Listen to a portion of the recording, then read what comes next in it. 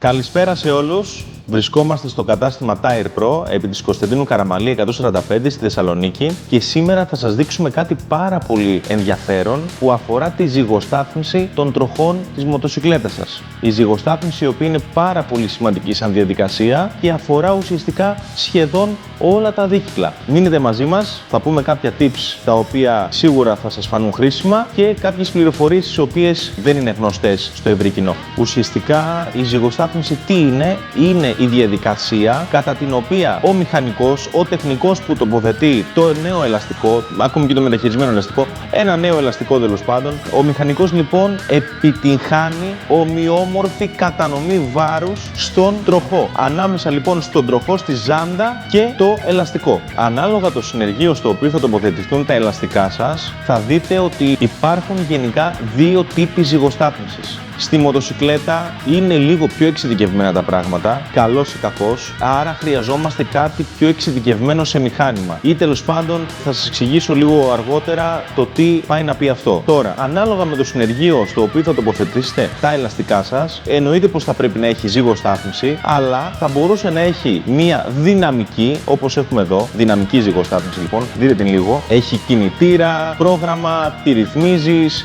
Γενικά είναι μια ζυγοστάθμιση η οποία είναι αυτόματη. Ο τροχός περιστρέφεται αυτόματα και από εκεί και πέρα θα μπορούσε να είναι και στατική. Η στατική είναι αυτή. Εδώ πέρα ένας τύπος στατική ζυγοστάθμιση είναι αυτή. Έχει ρουλεμάν εδώ άξονας, ελάτε να τη δείτε λίγο. Περιστρέφεται ο άξονας πάνω στο ρουλεμάν και είναι ουσιαστικά μια χειροκίνητη ζυγοστάθμιση.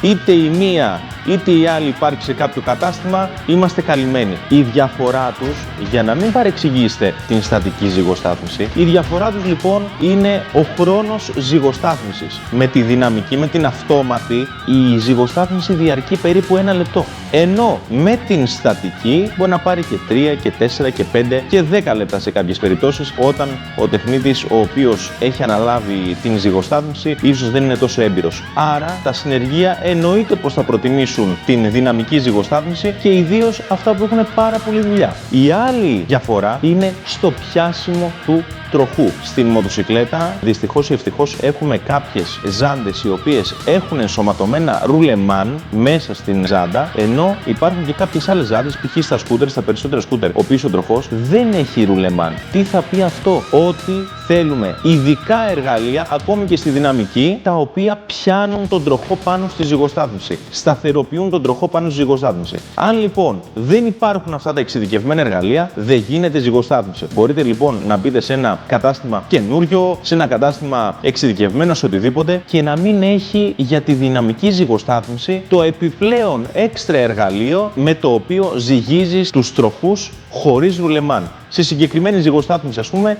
είναι αυτό εδώ.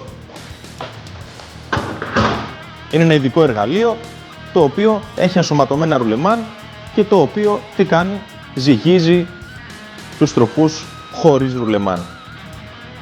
Ποια ζυγοστάθμιση είναι μεγαλύτερης ακρίβειας και ποια είναι, ας πούμε, προτιμότερη να χρησιμοποιηθεί στο δικό σας όχημα. Εγώ θα πω ότι προσωπικά προτιμώ την στατική, αλλά με τον φόρτο εργασίας που έχουμε δεν μπορεί να χρησιμοποιηθεί η στατική, εννοείται. Η στατική όντως χρησιμοποιείται και στους αγώνες μοτοσυκλέτας. Στα MotoGP, αν κοιτάξετε τα γκαράζ της Michelin, είναι γεμάτα με στατικές ζυγοσταθμίσεις και γενικά σου δίνει μια ελευθερία κινήσεων μεγαλύτερη, με την οποία τι μπορείς να κάνεις? Μπορείς να ζυγίσεις τον τροχό με μεγαλύτερη ίσως ακρίβεια από ότι μια δυναμική ζυγοστάθμιση. Όχι πάντα, αλλά πολλές φορές γίνεται αυτό. Ελάτε λίγο να δούμε μια στατική ζυγοστάθμιση. Τώρα θα σας δείξω μια ζέντα χωρίς λάστιχο. Δεν παίζει τόσο μεγάλο ρόλο αυτό. Ελάτε λίγο να το δούμε. Βλέπετε πόσο ελεύθερα γυρνάει η ζάντα. Το μηχάνημα το συγκεκριμένο μπορούμε να το χρησιμοποιήσουμε και ως ακτινολόγο. Και ουσιαστικά η ζυγοστάθμιση τι κάνει? Αφήνει τον τροχό τόσο ελεύθερο ώστε το βάρος, το επιπλέον βάρος που έχει κάθεται στο κάτω σημείο. Τώρα, η συγκεκριμένη ζάντα έχει αισθητήρα. Δείτε εδώ πέρα. Ο αισθητήρας αυτόματα δημιουργεί επιπλέον βάρος στη ζάντα. Θα πρέπει λοιπόν να βάλουμε αντίβαρα αντίθετα με τον αισθητήρα, έτσι ώστε να εξισορροπήσουμε το επιπλέον βάρος. Δεν θα σας τη δείξω τώρα τη διαδικασία όλη. Θα πάμε κάποια άλλη στιγμή, θα σας δείξω σε ένα άλλο βιντεάκι το πώς κάνουμε μια στατική ζυγοστάθμιση από την αρχή μέχρι το τέλος. Εγώ αυτό που θέλω να κρατήσετε είναι ότι σε οποιονδήποτε τροχό κάνουμε ζυγοστάθμιση, απαραίτητος, εκτός και αν είναι τώρα κάποιο μηχανάκι πάρα πολύ μικρό, π.χ. 50 κυβικά, 125 που δεν το βγάζουμε, δηλαδή το έχουμε και το χωριό, ας το πούμε έτσι. Εκεί πέρα, αν τώρα πάτε στο λαστιχά του χωριού και δεν έχει ζυγοστάθμιση με ειδικά κουμπώματα να σας κουμπώσει τον τροχό σωστά κτλ. Μην ασχοληθείτε πάρα πολύ, δεν έγινε και κάτι, αλλά γενικά πρέπει να γίνεται ζυγοστάθμιση διότι βοηθάει πάρα πολύ στην ομοιόμορφη φθορά των ελαστικών σας και από εκεί και πέρα σίγουρα το να μην έχουμε κάποιους κραδασμούς στην κύληση της μοτοσυκλέτας, στη χρήση γενικά, να μην έχουμε γενικά κραδασμούς. Τώρα, αν δείτε ότι βάλατε ένα ζευγάρι λάστιχα και έχετε κάποιους κραδασμούς, κάποια ασάφεια στο τιμόνι, κάποια αστάθεια, νιώθετε κάτι σε υψηλότερες ταχύτητες, δεν φταίει πάντα η ζυγοστάθμιση. Τι σημαίνει αυτό? Μπορούν να φταίνε διάφοροι παράγοντες, όπως το συχνότερο φαινόμενο η ανάρτηση. Να μην είναι σε καθόλου καλή κατάσταση η ανάρτηση. Να μην είναι σφιγμένη, να είναι πολύ χαλαρή, να είναι σε λάθος σημείο, να είναι κατεβασμένες δηλαδή οι μπουκάλες ή κάτι άλλο. Αυτό κυρίως στη μεγάλη μοτοσυκλέτα. Τώρα στο σκούτερ υπάρχουν πάρα πολλές περιπτώσεις στις οποίες υπάρχει κραδασμός στο τιμόνι λόγω ανομοιομορφίας στο βάρος του σκούτερ εμπρός και πίσω. Τι σημαίνει αυτό? Πάρα πολλοί βάζουν μια τεράστια βαλίτσα πίσω χωρίς να βάλουν αντίστοιχα αντίβαρα στο τιμόνι. Πιο βαριά δηλαδή αντίβαρα, πιο μεγάλα. Από τις λίγες εταιρείες που προσέφεραν με την αγορά της βαλίτσας μεγαλύτερα αντίβαρα τιμονιού ήταν η Piaggio. Και είναι ακόμη, φαντάζομαι. Όταν αγοράζει λοιπόν μια γνήσια βαλίτσα, το σωστό είναι να μπαίνουν και διαφορετικά πιο βαριά αντίβαρα τιμονιού. Η άκρη του τιμονιού,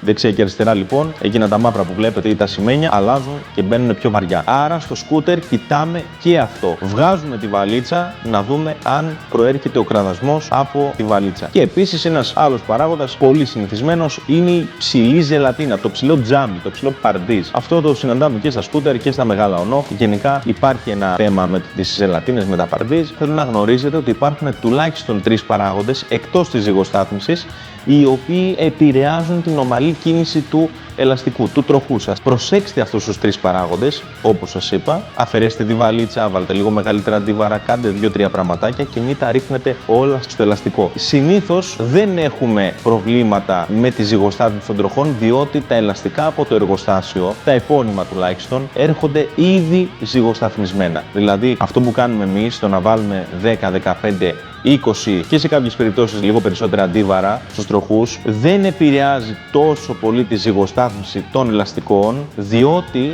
στα ελαστικά μοτοσυκλέτας υπάρχει και ένας άλλος παράγοντας σε σχέση με το αυτοκίνητο, τα ελαστικά μοτοσυκλέτας λοιπόν, το πάτημα στο δρόμο είναι πολύ μικρό. Δηλαδή η επιφάνεια με την οποία πατάει το ελαστικό στο δρόμο είναι πολύ μικρή. Όχι ότι δεν θα κάνουμε ζυγοστάθμιση ή θα την αφήσουμε στην άκρη, γίνεται ζυγοστάθμιση σε όλους τους τροχούς, σε όλους. Αν με ρωτήσετε άλλη μία φορά τι προτιμώ, στατική ή δυναμική, εγώ προσωπικά προτιμώ την στατική, αλλά μη σας επηρεάζει αυτό. Το θέμα είναι το κατάστημα στο οποίο θα τοποθετήσετε τα ελαστικά σας να διαθέτει τα κατάλληλα εξαρτήματα της ζυγοστάθμισης, έτσι ώστε να γίνει σωστή ζυγοστάθμιση. Μπορεί να μπείτε σε ένα κατάστημα και να έχει μία δυναμική ζυγοστάθμιση. Δεν σημαίνει ότι μπορεί, ας πούμε, από μόνη της η ζυγοστάθμιση να ζυγίσει έναν τροχό από ένα GS. Το GS συγκεκριμένα στον πίσω τροχό χρειάζεται ειδικό εξάρτημα, το οποίο το διαθέτουν λίγα καταστήματα. Δεν θα αγοράσει λοιπόν το συνεργείο της γειτονιάς μία δυναμική ζυγοστάθμιση με ένα κόστος, παράδειγμα, 3.000 ευρώ, 2.500 ευρώ και θα αγοράσει και έξτρα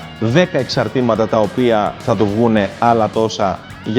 Γιατί πολύ απλά τον χρόνο μπορεί να του έρθουν 1, 2, 3 GS. Δεν θα πάρει λοιπόν όλο το σύστημα αυτό εδώ, το οποίο έχει τεράστιο κόστος, μόνο για αυτά τα 2-3 μηχανάκια. Δυστυχώς αυτή είναι η πραγματικότητα. Εμπιστευτείτε κάποιο κατάστημα το οποίο όντως είναι εξειδικευμένο, άποψή μου, και γενικά ελέγξτε ότι έχει γίνει ζυγοστάθμιση και στον εμπρός και στον πίσω τροχό. Ευχαριστούμε πάρα πολύ που παρακολουθήσατε ακόμη ένα βίντεό μας. Να είστε καλά, πάντα κράνος.